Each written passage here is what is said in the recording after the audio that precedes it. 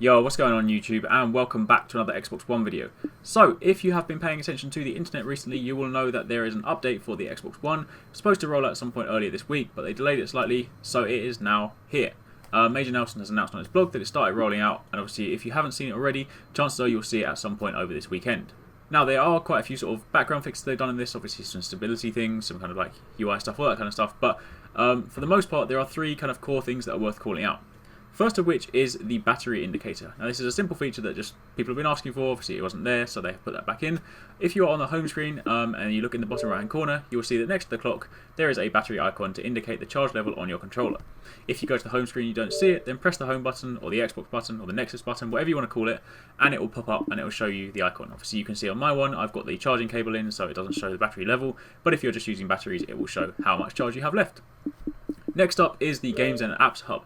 Now, if you remember how it was laid out before, you go into it, there's a long screen with two rows, and it's mixed between all your games and your apps. It's a bit of a mess, really. So what they've now done is they split it out. So games are in one section, apps are in the next, and thirdly, you've got queued for things that you would be that games you're downloading, updates you're downloading, DLC packs, whatever it is, they are queued there. More importantly, you can also now see your storage space on the side, so you can see how much space you have left. So you can see I'm on 56%. So yeah, that's pretty handy to know. Obviously, if you look in each of the different sections, you can filter them accordingly. So for example, you go to games, you can filter them by recency, or alphabetize them, however you want to do it. Same goes for apps as well. So this is, again, it's just kind of like a housekeeping thing, but it makes it a little bit easier to find things because it was sometimes a bit of a mess trying to sort of sift through loads of apps and games sort of muddled together. Obviously, if you're sensible, the ones that you use a lot, you would actually pin to your home screen. Finally, the third one is a little bit confusing if you just read the blog post because it makes it sound like you couldn't use a USB keyboard with your Xbox One beforehand, but in actual fact you could.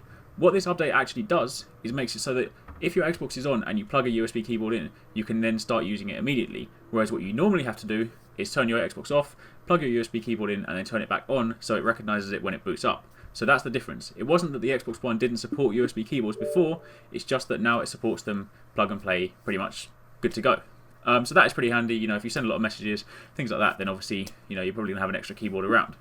But they are the main things for the update. Obviously, there is another update scheduled for next month. No details on kind of date or anything like that yet, or even kind of what it's going to do, but they have been kind of teasing that obviously they're going to be putting in these updates to kind of improve sort of parties, your friends list, kind of things like that, just to generally improve the whole ecosystem and the whole kind of social features. So when I get news on that, I will obviously let you know, but for the time being, this is all you're going to need to know about. So anyway, hopefully you found this helpful, hopefully you enjoyed the video. If you did, as always, don't forget to give it a thumbs up, show your support, hit that like button, does really help me out. Obviously don't forget to subscribe if you're not already, and make sure you stay tuned to the Arix Gaming Facebook and Twitter pages for all your news throughout the week. And thanks again for watching, take it easy, catch you next time, peace out.